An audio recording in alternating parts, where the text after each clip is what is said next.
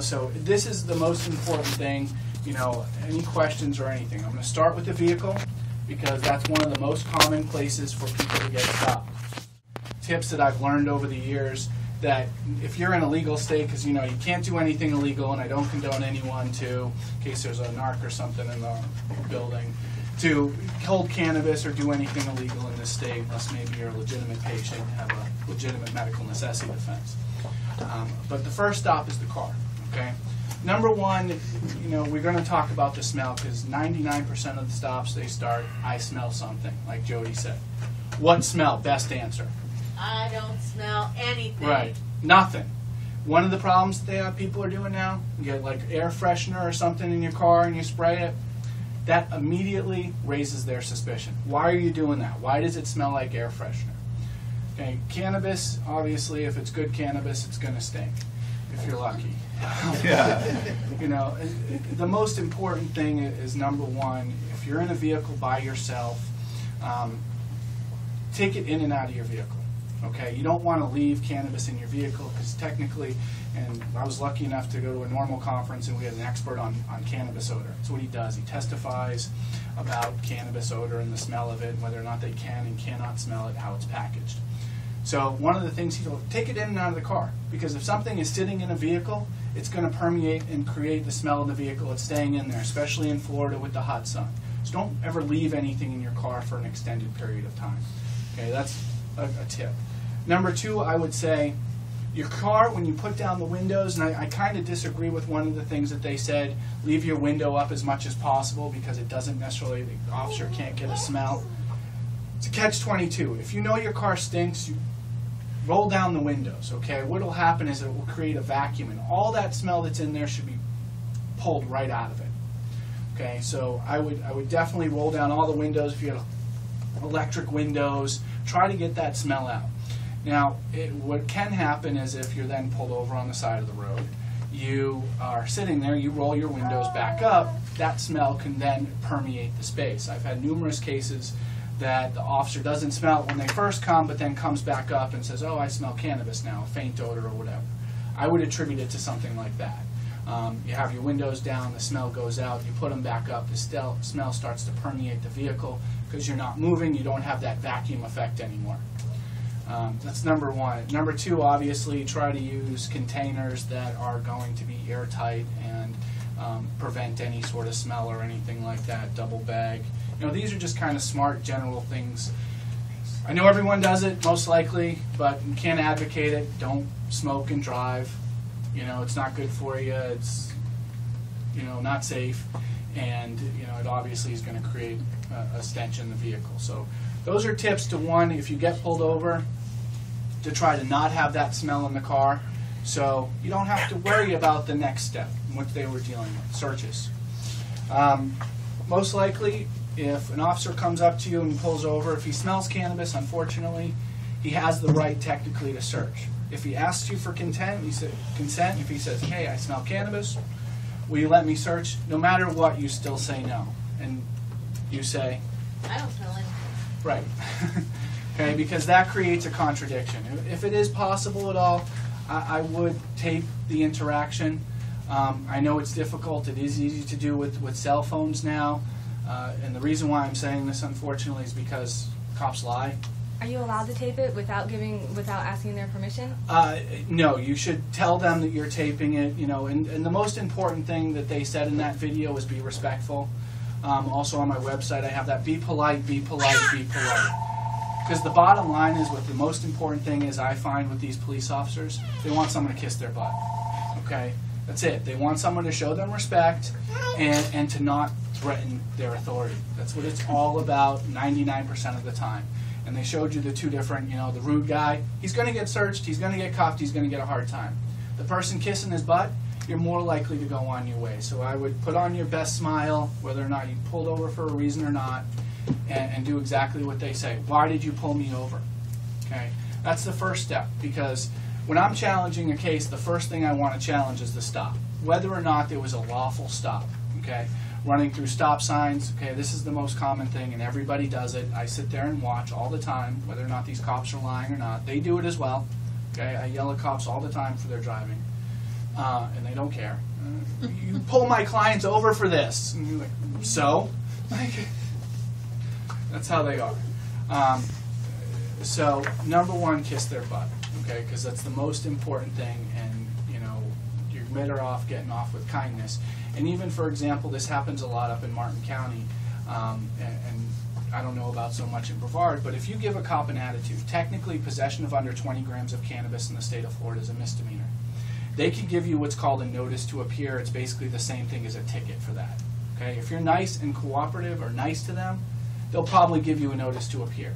If you give them attitude, you're probably going to get cuffed and have to bail out. So that's another reason to be polite to them as much as you can, in a respectful way.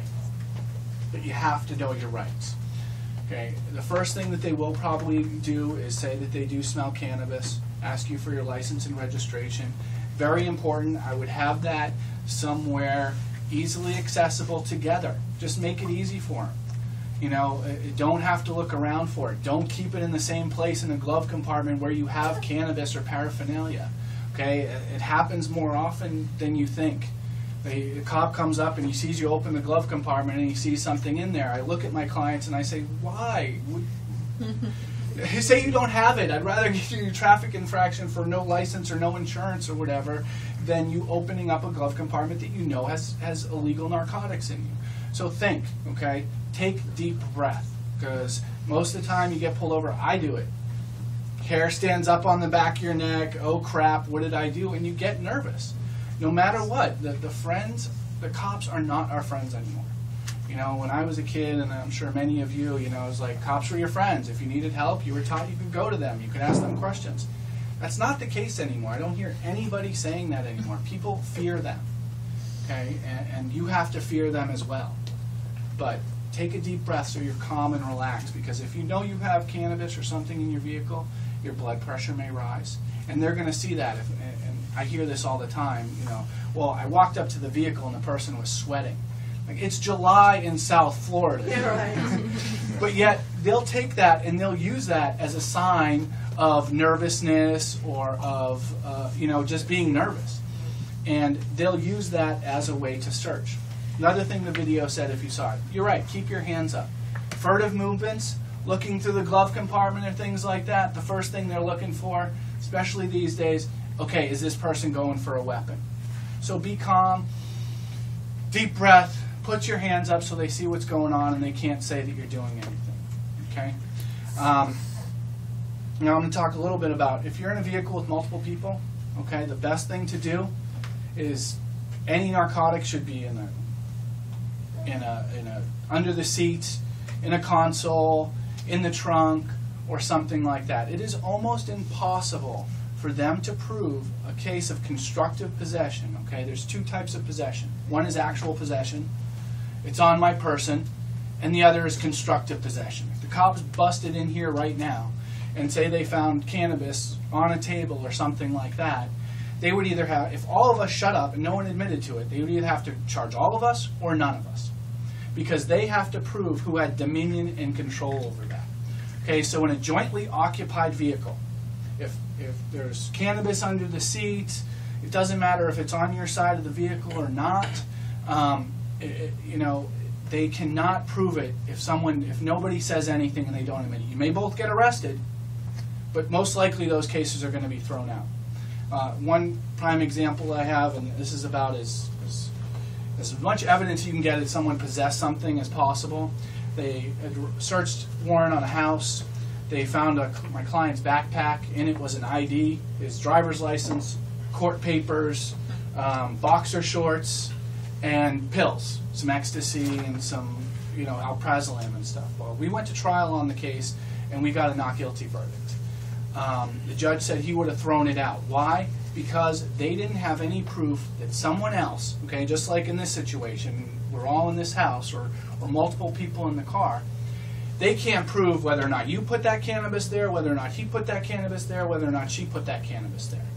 Okay, and therefore they can't prove the dominion and control. So those are the two things that can save you. And the most important thing is shut your mouth, okay? This is another thing. 90% of people waive their Miranda rights.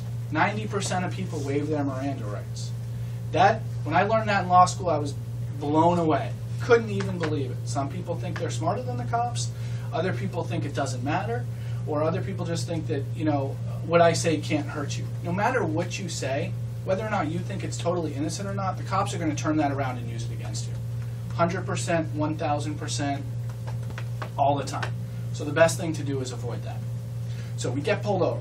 Hands up, cops comes up to the window. I would agree, I do the same thing. I put the window down a little bit. Sometimes it pisses cops off, sometimes it doesn't, because they, why did you doing that? Well, why not? You can see my ID, here it is.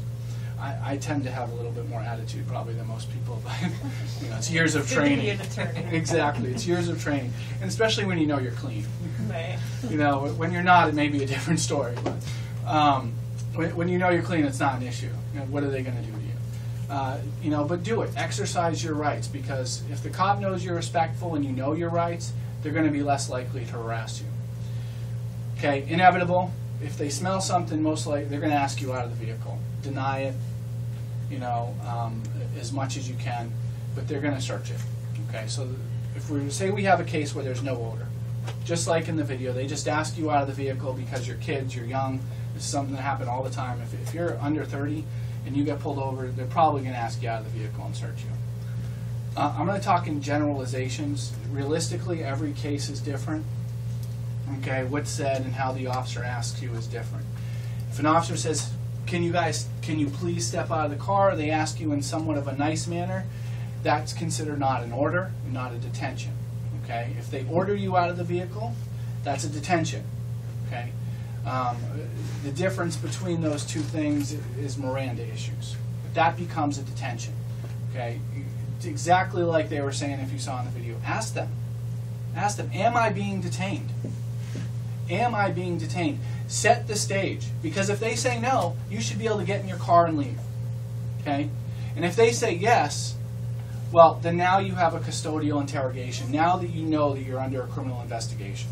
Okay? Because if they're detaining you, that means that they have some sort of, or they believe they have some sort of reasonable suspicion of criminal activity. Always, okay, invoke your right to say no to searches and seizures. Okay? They're going to ask you, and they do trick you. And what they will do, what I see a lot of times, is they'll ask you a series of questions. Do you have drugs in your vehicle? No. Do you have weapons in your vehicle? No.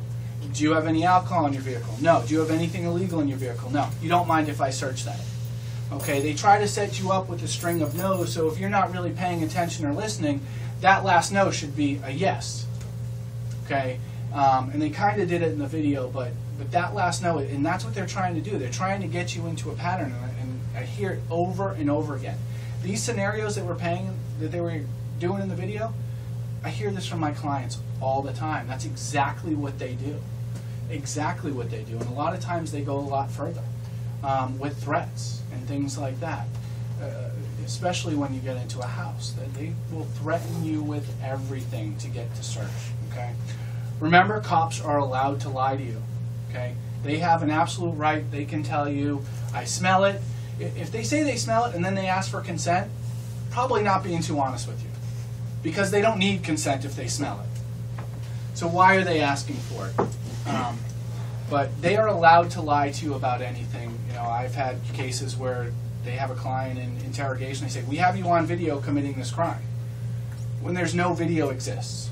Okay? It happens, and it's legal for them to do. It's legal for them to lie, but it's not legal for us to lie. Is that true? Is that what you're saying? Yes and no. I recently had a case at the 4th District Court of Appeal. Cops came up to my client. There was no reasonable suspicion for the stop of the defendant, and they asked him what he was doing. He said, nothing, 3 times. Why are you here? He said, nothing, 3 times. And the court said, because they didn't have any reason to stop him or anything, his lies did not create reasonable suspicion for them to stop him. So, and this is a problem with the law. There's a lot of gray area. Okay, it's kind of like the practice of medicine. There's a lot of gray area in legal. So the specific facts of every case definitely could have an impact on how that case changes, okay, and how it goes. I'm sorry, I was going to ask, what about if you do have a concealed carry permit and you do happen to be carrying a weapon and maybe not have any sort of anything else on the vehicle? Would you want to declare that? I would say if you do have a concealed weapon, you should absolutely disclose it. Technically, if you have a weapon in your vehicle and you tell them or they see it, unless they know it's illegal, meaning know that you don't have a concealed weapon, that isn't enough for them to search the vehicle. So, but generally, yes, I would, because one, if they do search and they find a weapon, they're going to be a problem. Number two, typically, I think if you do have a concealed weapons permit, it means you went through background checks and stuff like that, so they may give you a little bit more credibility knowing that you're using it right. I've heard a few people say they leave it right with their ID, so they take it out, just here you go, here's my ID, here's a concealed weapon permit, I do have a weapon in the vehicle, you know, it's XYZ here, I'll retrieve it for you or whatever.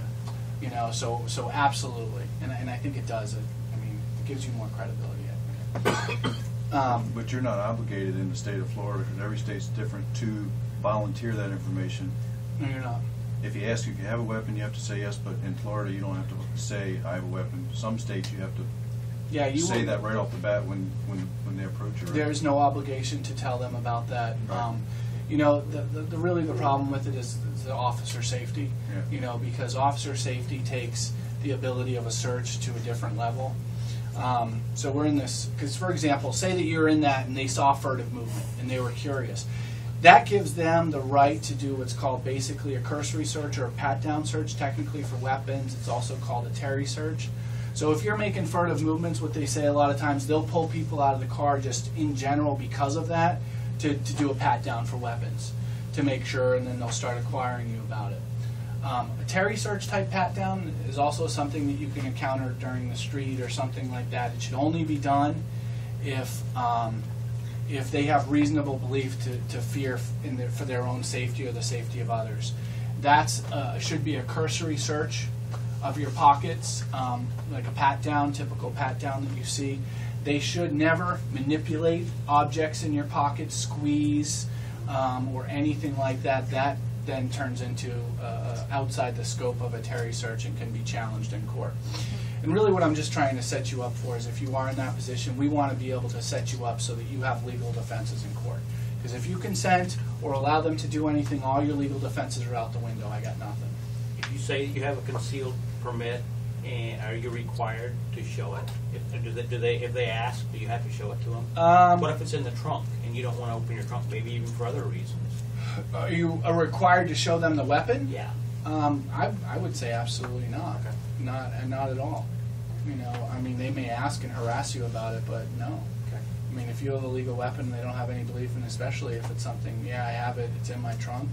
You know, I can't see how the officer can justify getting in your vehicle or your trunk, because what they would have to do is say, well, because he had that, I felt like he was a danger to me.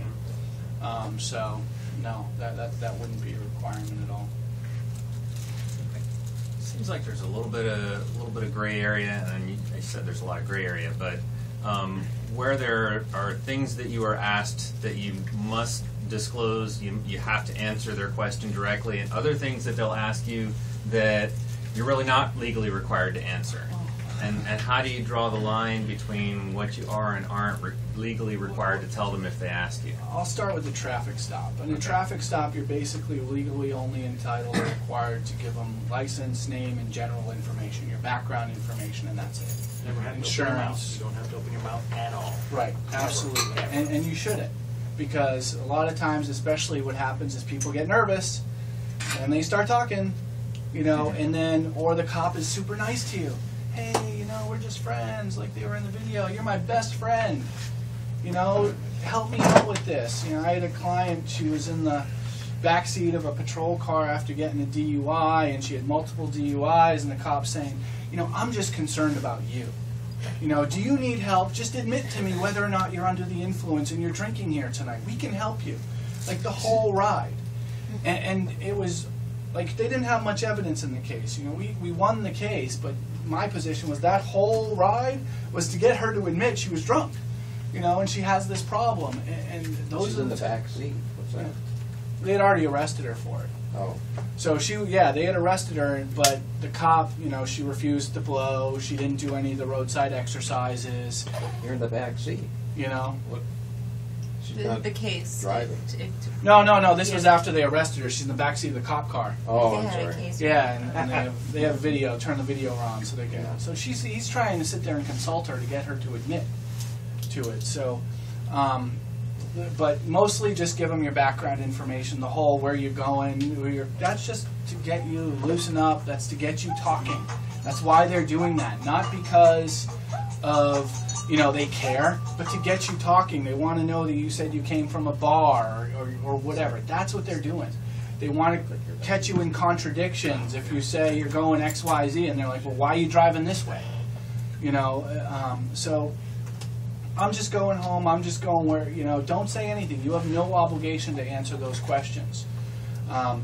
When they ask you out of the vehicle, the bottom line is, can I consent? Think about and take a deep breath before you answer their questions, and think about it, because they're going to try to trick you. That's the bottom line, and you have to prevent that from happening by, one, calming your nerves, because that's the first thing that happens. You're not kind of thinking about what you're answering, you're just answering.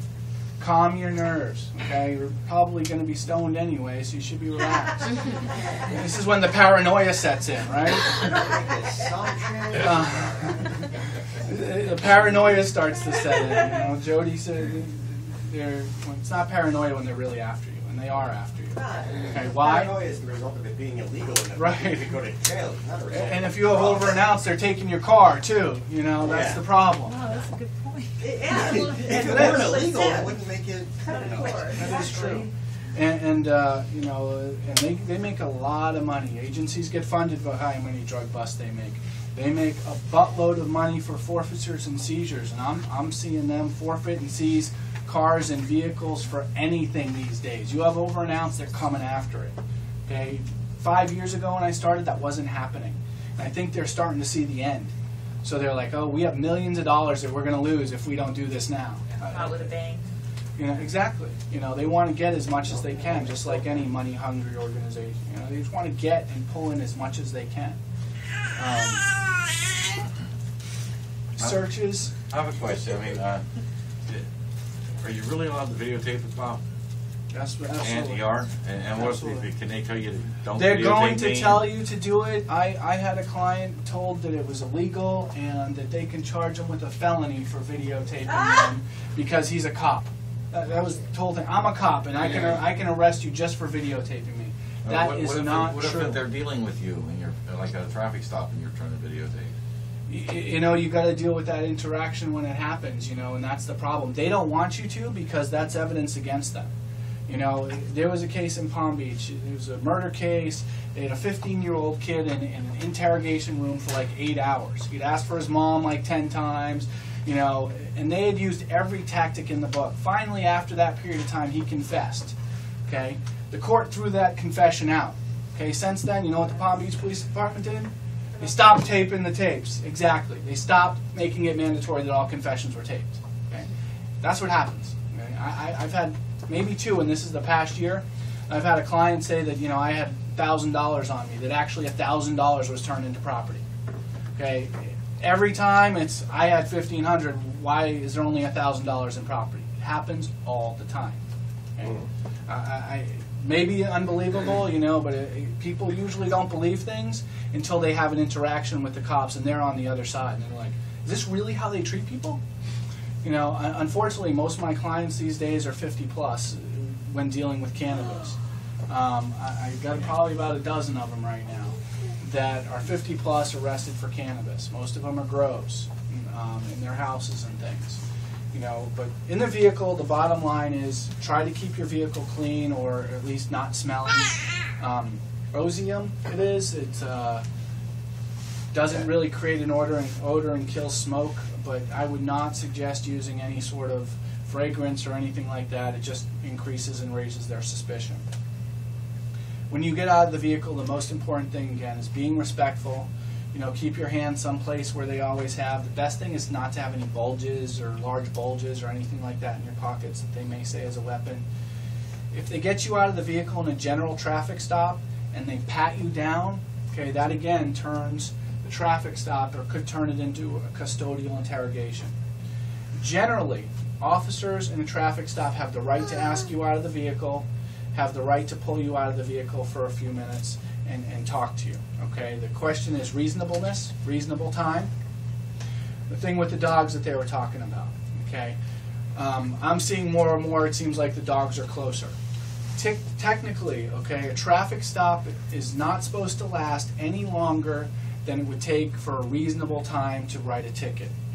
Background check, you know, because they'll take your license, they run your name through the computer, and write a ticket. So if you're sitting on the side of the road for a half an hour waiting for a dog to come, you know what, and you didn't consent to that search, I'm going to get it thrown out, okay? You know, in all likelihood. You know, the only time that doesn't happen is if the cop had reasonable suspicion, smelled cannabis. If he smells cannabis in the vehicle, then they have the right to detain you for a longer period of time because they have reasonable suspicion of criminal activity. But, you know, if they're detaining you for a half an hour and they don't have any other reasonable suspicion, they're just doing it because you're a kid, I mean, you guys are mostly lucky.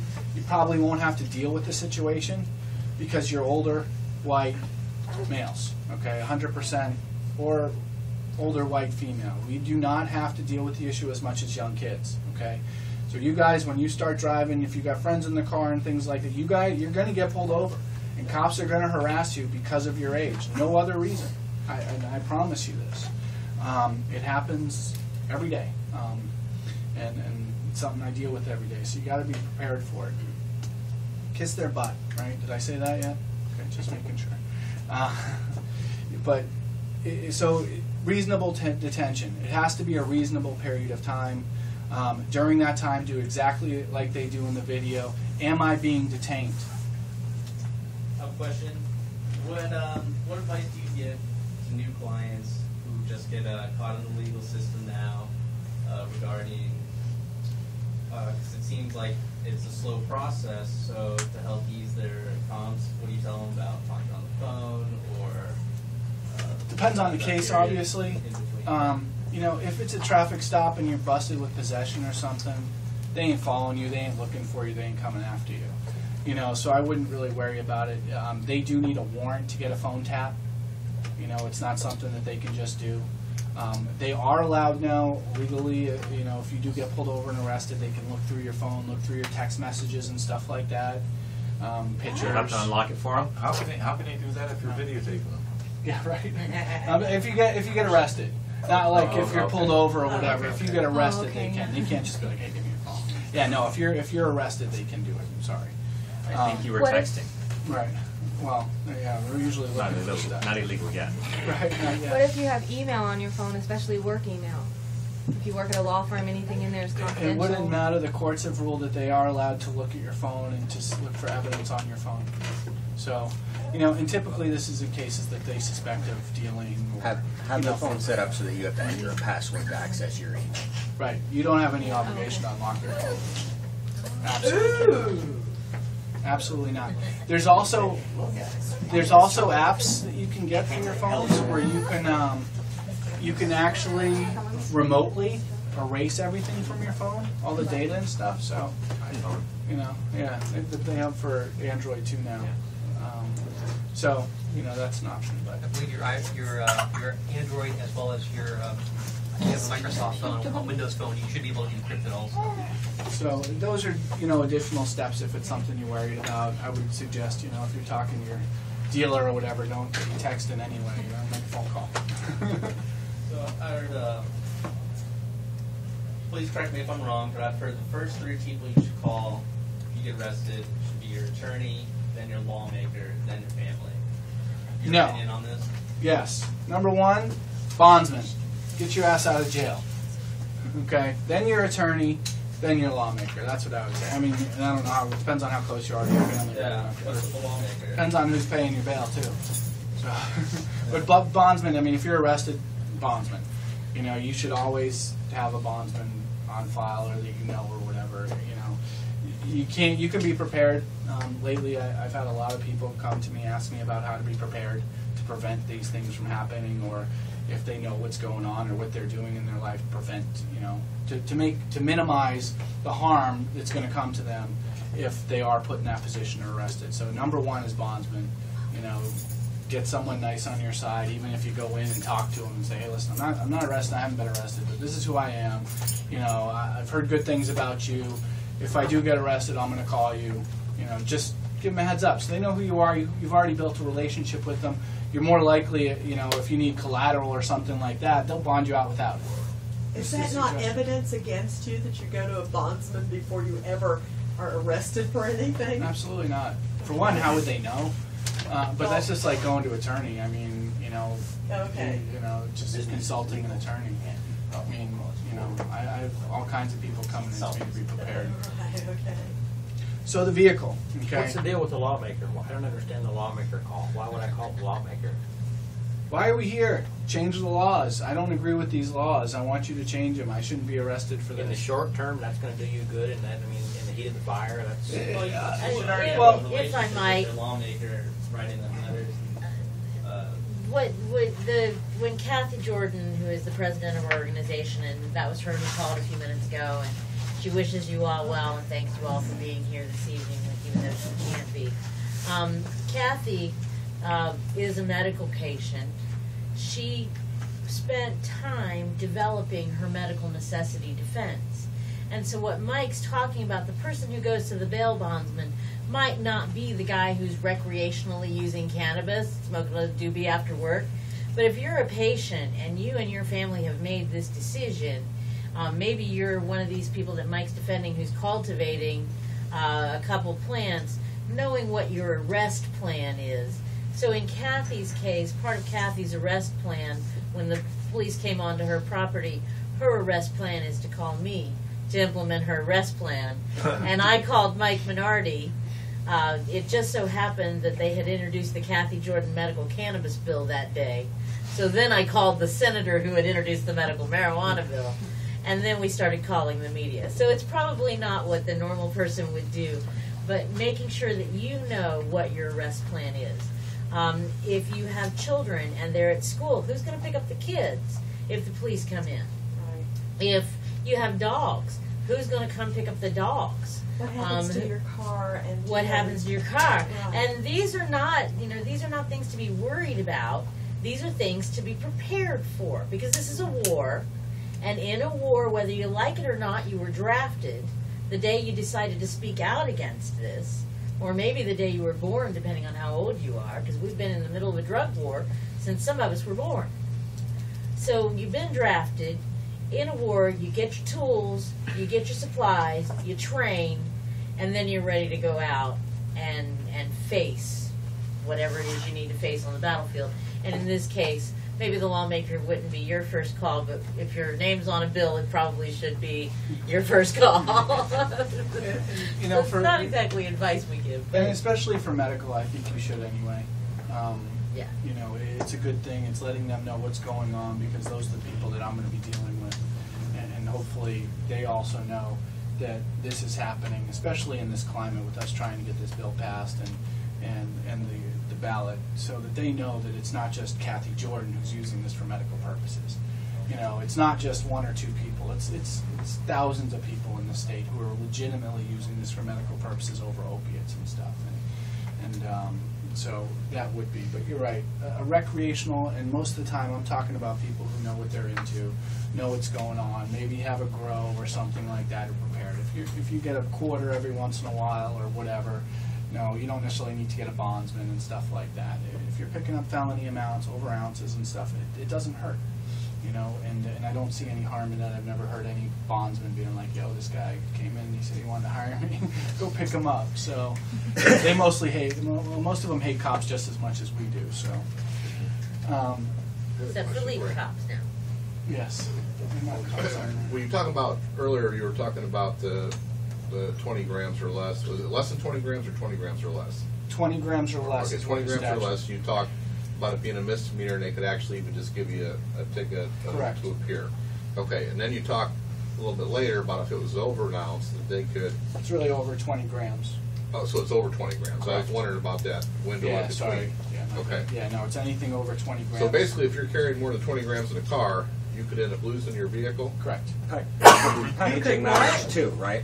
You could If what? I have 20 grams that's in half-gram bags, it does not matter that it's 20 grams. I'm still going to get arrested for intent.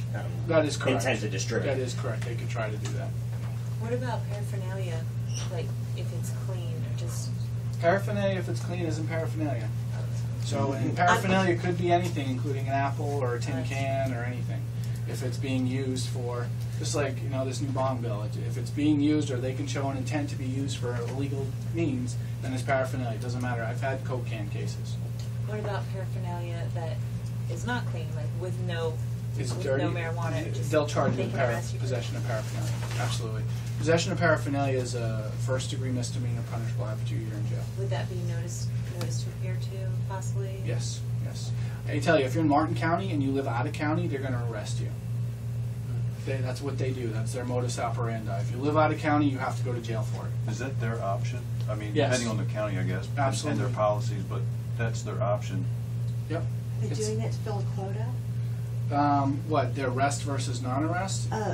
If you live out of county, they're going to... No, they just don't trust people out of county. They can get bigger bond bails out of them. They jack bonds up on them, on It's those money. people and stuff. So yeah, absolutely. It's a high-intensity drug trafficking area too, right? Yeah. What, Yes. so-called as designated by It's all the people rest of driving Florida. through. Florida. It's all the people driving through from Broward. Yeah. It's most people. So I heard in one legal state that they had changed their quantity laws. So, for example, if I was to bake and infuse cannabis into a cake, and now say if it was a gram was put into a cake, but now the weight of the cake is now used as again. That's a mess right now, and there's legal battles throughout this country with it, because that's They're exactly figuring what they're stuff out. trying to do. Right. And there was just an email around the National Legal Committee about that guy had, I think it was a cake, or he had a pan of brownies, and they were trying to charge him with the whole weight of brownies, and it had 20 milligrams of cannabis in it, and he's like, am I really getting charged with trafficking because I have a whole pan of brownies? So that is a legal battle going around. The good thing in the medical states that they have, most medical states, the odor of cannabis is no longer a right for the cops to search, because there's no way for them to differentiate between a legal amount of cannabis the person has and an illegal amount. So they've won a lot of challenges. Is that something that has to be written into a bill? You'd say no. And these are all based on your constitutional rights. These aren't something you'll ever find in a bill in the legislature or anything like that. The only way, constitutional law, and the way that our law works, there's Florida statutes, there's federal statutes, and then there's the U.S. Constitution, and we also have a state constitution.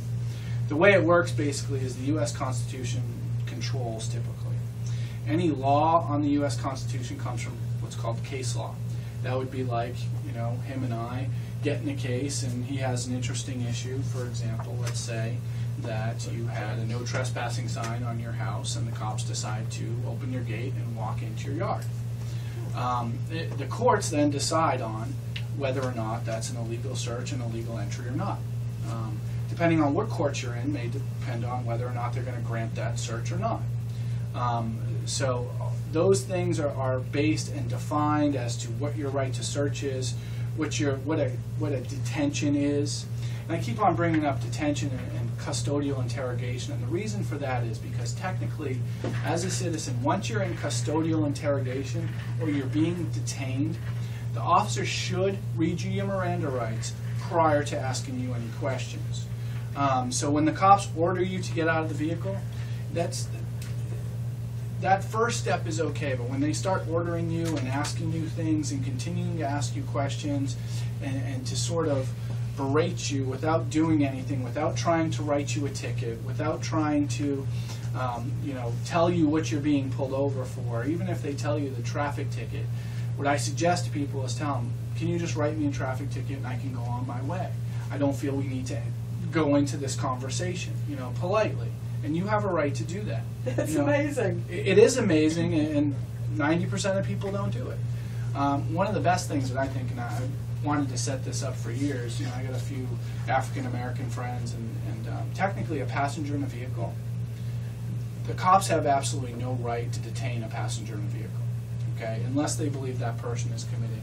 So you're pulled over in a traffic stop and you're a passenger in a vehicle. Technically, you can get out of that vehicle and walk away, okay? The cops can say, hey, stop, don't go anywhere, and you can keep walking and ignore them.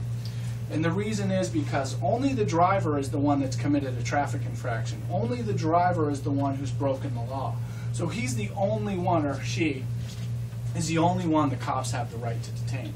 Personally, I think you're probably going to get beaten. Tased. Right. Tased, exactly. Okay, Just don't run, apparently. Huh? But, yeah. Yeah, right. And don't run. Don't run is a huge difference, because headlong flight, consciousness of guilt. So it is a big difference between walking away and running away. And I mean, again, there's a lot of gray area. If you're walking away in a area known for drug activity, or running away in an area known for drug activity, you know, there's a much greater chance that they're going to find that stop and seizure, if they run after you and catch you, is legal. If you're not in a drug activity area, you know, then there's more gray area there, because there's less issue of a consciousness of guilt. So is it against the law to not obey them when they tell you to stop? It is not against the law, absolutely not. You know, and this will go into, I guess we'll be done with cars, okay? But the bottom line is, the most important thing is obey all traffic signals. I don't care if it takes you another second. Stop at that stop line. What I'm getting a lot now, I've had 3, okay, lately. Not stopping before the stupid white line before a stop line, okay? Your tires roll over it, okay? That is technically an illegal stop, okay? If you don't stop before that stop bar and come to a complete stop, that's an illegal stop. I got a girl who got pulled over. She ended up getting possession of controlled substance, all that stuff. The cop said, you did everything right, but your tires were on the white line, okay? I had a client up here in Brevard County, unfortunately. They tried to start eating it. Don't eat your weed, man, okay? If you got a half a gram or something, okay, and you can down it, go ahead. Don't try to eat an eighth. Don't try to eat a quarter. Okay? Because if that's what you're getting arrested for, it's a misdemeanor. Once you start shoving it into your mouth, that's a felony. Because now it's tampering with evidence. Okay? Of course. Right. Okay. So don't do it. There's a lot of publicity. There was some, like, I don't know, actor or something did it. But don't do it, okay? You know, just don't. Take the misdemeanor. Okay? Don't do it. Don't try to shove your mouth. And he's got like stuff coming out of his chin and in his beard and down his shirt. And dude, and he got pulled over for a stop sign, a stop bar thing. Yeah. Stupid things. And it happens all the time. And don't get me wrong, you know, I'm a speeder, you know, but it's not smart. You know, can't use cruise control on roads that are 45 miles per hour, you know, just so you don't have to worry about it. That's what I do. And now. 25 and 35. Yeah. This may sound nitpicky, but they're nitpicky too. I live in a neighborhood where if you pull up to that white line, you cannot safely make a decision as to whether or not you can go. You have to pull all the way out. Is that defendable? Do you still have to stop and then pull forward? Yes. You have to stop before the white line, do a complete stop, and then you can pull forward as to a viewable area. Right. So absolutely, but you still have to make that initial stop. Okay. And make sure your lights work. Yes, definitely. I know people don't do it. I've started doing it. Tag lights, brake lights. Make sure they work. You know, just every once in a while, just run behind your car. You know, technically. Most of the cops don't know the rules on brake lights and stuff. You're only required to have 2 in the rear. Okay, almost every car has 3 now. So if you want to have 1 brake light out and a cop stops you, we're going to get that thrown out. Okay, because that's an illegal stop. They cannot do that. Okay, most cops don't know what they're doing. What is plain view? We'll get there. So the stop, most important thing, be polite. You know, follow traffic laws, and you know, try to minimize any odor or anything like that in your vehicle. Okay, but if you don't give them a reason to pull you over, you're not going to be in the situation. Well, that's not entirely true. I have a client in Pinellas County. She works at a head shop, and they have magnets for the head shop on the side of her vehicle. So that's what she supposedly gets pulled over for. But the cops are going to make up a traffic infraction most of the time, especially if you're on their radar. You know, and this is the problem that I have is, you know, most people believe the cops are going to be honest about things, but they're not. It's a sad truth and it's a sad reality that you face. And the only time you get cops is when there's a video. Up in here, some of the patrols have them, some of them don't. The good thing is most of the videos up here, as soon as they turn on their lights, the video goes on. A lot of other counties, they don't have that technology. But I've literally sat with cops in deposition before, had him testify as to X, Y, and Z, and then said, "You put this on video, right?" And showed him the video, and he changed his story, and the case was dismissed. So it happened. Now they got the video glasses. Yeah. We wish, right? No, they do. The cops. The now cops. Was it somewhere local here that they're trying Really? to repair? Oh, Yeah, the that's video cool. cameras right here in the glasses. That's really cool. I mean, from my perspective, you know, I welcome video cameras in every patrol car, and don't get me wrong, I've had some clients tell me they swear this X, Y, and Z happened. Watch the video, and cops have been right. Very far and few between. But yeah, I would love it. I think all cops should have it. I think all interaction should be taped. I think actually they should probably have an independent citizen or civilian as a watchdog organization or something doing it, because the corruption in police is just, it's horrible. And maybe I'm slightly biased, but you know, when you see things over and over again and there's a constant pattern, and I unfortunately have been through it myself, treated horribly by officers, and you know, and so I know what happens. You know, one of my first clients ever was driving on license suspended in a fleeing charge or resisting without violence. He got out of the car and he ran, and I'm like, "Why'd you do that? You know, you just had this. There was nothing." He's like, "Because I know I'm a black boy in this neighborhood, and if I get pulled over and caught at night, I'm probably going to get beaten." And you know, I had then heard, I was like, "Come on, man," you know. And that was when I was new. I didn't really, you know, I was like, Believe it. Kind of, it's a grain of salt. Come on, you really.